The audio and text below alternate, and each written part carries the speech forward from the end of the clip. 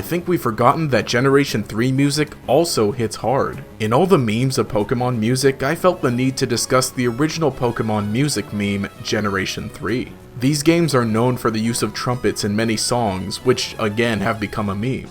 I mentioned a few weeks ago that this serves as a way to communicate feelings of victory and new adventure. While Gold and Silver were effectively direct sequels to Red and Blue, Ruby and Sapphire were a completely new region, with very different Pokemon on an updated console. This was the first big step forward into a new era for Pokemon, and the music elevated the experience. The colors were much more vibrant, the music filled your ears and flooded your soul, everything calling you toward a new adventure. This entire region just begging to be explored and the music pushing you along the entire way. Masuda, you absolute beautiful madman.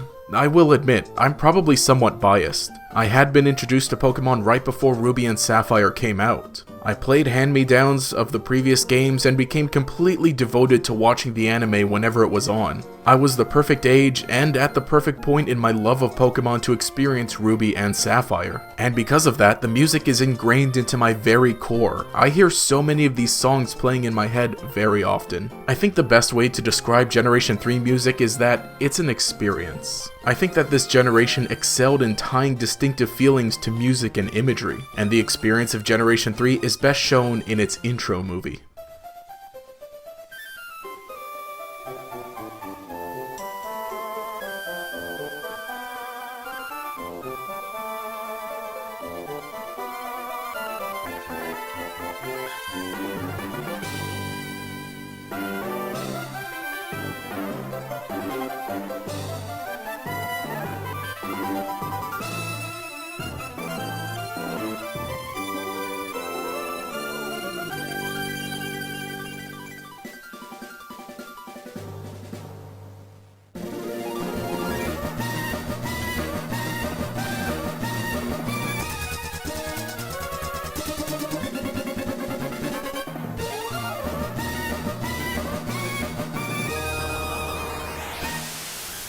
It starts off in a small pond as the music softly builds. Following a drop of water as it slides down a leaf, the Game Freak logo is revealed and the music begins to swell as an unidentifiable Pokemon flies across the screen. The music continues to build, now more so the adventurous type, as it follows one of the game protagonists riding their bike in a wide open nature, either against the backdrop of a forest or the ocean, depending on the game. And the best part is that the Pokemon we saw earlier comes into frame, flying alongside the protagonist as the music reaches a peak. It then fades into a double battle, showing off the new mechanics in a scene that expands upon the original intro video from Red and Blue, using the same recognizable music.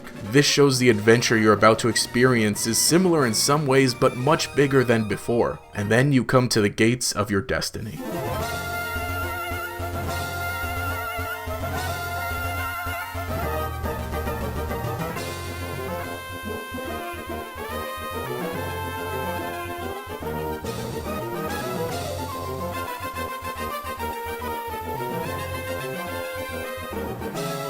The Pokemon main theme is honestly a favorite of mine, and it's used so well in the title screen for Generation 3. Having a main theme of a franchise play as the logo appears can get you really excited for the next entry in the series. And hearing Pokemon's theme play with what sounds like a MIDI version of a nearly full orchestra for the first time still gives me goosebumps. It's exciting but almost intimidating. The title screen is the first big sign that things are going to be different. All of that, and we haven't even started the game. Songs throughout Ruby and Sapphire vary with the tones they're trying to convey, as with any Pokemon game. Despite the memes, it's not all just trumpets. Of course, starting off in Little Root Town, the music is soft and welcoming, as this beginning town feels much more secluded compared to any other, being almost completely surrounded by trees. One of my favorite tracks in any Pokemon game is Route 113. It's genuinely such a good song to relax to, which is kind of odd because you wouldn't think a route covered in falling ash from a nearby volcano would feel like this. But it's not even really meant to be a use of calm music as a backdrop against something sinister. It's more so a legitimately peaceful place where the locals even take advantage of the soot by using it to make flutes. I think this is one of many areas in the Hoenn region where people are living with nature, which is a central theme to the entire games. We also see this in Fortree City, where the houses are built in the trees, and it also uses similar music to the Secret Base theme, which is neat because it continues to tie together the theme of nature. But it's not all trees and peace pace, the battles get pretty intense.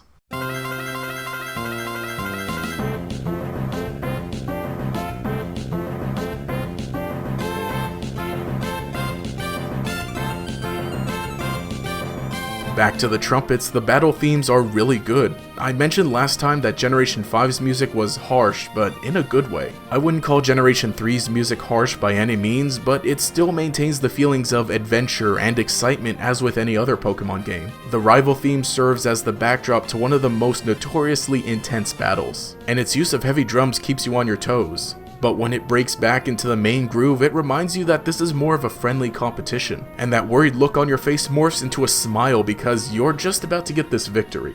These games were the first time the literal fate of the world was at stake. And whether or not this continuing trend was for the better, you've got to admit the Aqua and Magma boss themes set the stage well. While Archie and Maxie still have their respective goons behind them, these battles, especially the final battles, added to the feeling that there was this one man standing between you and saving everyone, and the music was perfect. It almost sounds like a legendary Pokemon theme with how intense it is. It even incorporates clapping sounds that help to cheer you on. As I've mentioned before, while most of the climactic songs in Pokemon can sound foreboding, there does tend to be a sense that you can win the battle through the music.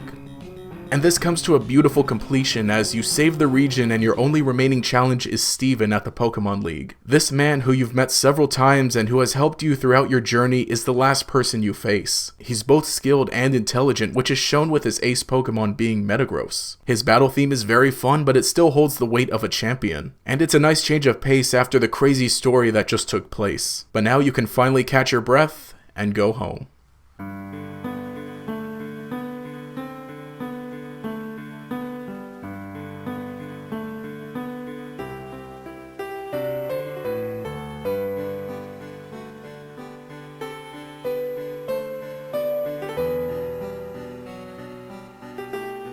In my last video, I gushed about Black and White's ending theme, but Ruby and Sapphire's is different. It's softer and almost has more of a definitive sad feeling, especially as the visuals are a quiet bike ride back home. But this is actually the perfect way to cap things off. The bike ride is a callback to the opening that started your adventure. The music starting off quiet lets you take things in.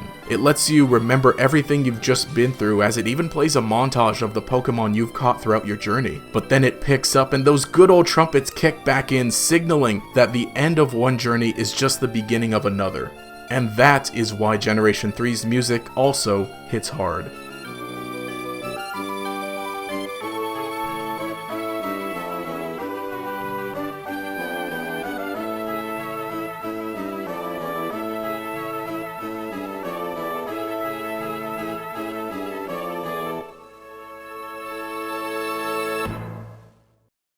Anyway, hey, this is GatorEX, and let me know what you think. What are some of your favorite songs throughout Hoenn? How did you like the music? What are your thoughts just overall, I guess? Sorry, things are a little longer. There was a lot more I wanted to say, but yet there's still a lot that I didn't say that I really wanted to. One of my personal favorites, well, honestly, Hoenn all together is one of my personal favorites. But another one that I really like is Sootopolis City. It's a really neat area, just being at the end of the game and kind of bringing together the tropical feel. I think especially like with the music. The music for Sootopolis City honestly sounds more tropical than, say, some other tropical locations in Pokemon. But anyway, let me know some of your favorite songs from Hoenn in the comments below, and let me know what you think of Gen 4, because that's probably going to be next. If we could get 30 likes, that'd be cool. I'll be working on the Gen 4 one. That'll probably be in maybe 2 more weeks. But again, leave your thoughts in the comments below. We'll continue the discussion down there. And if you enjoyed the content, leave a like, subscribe, all that cool stuff. You can click that bell icon next to the subscribe button. This will make sure you see each new video as it comes out, and will make you a member of the Chingling Squad as well. Anyway, this has been GatorEX. Have a nice day.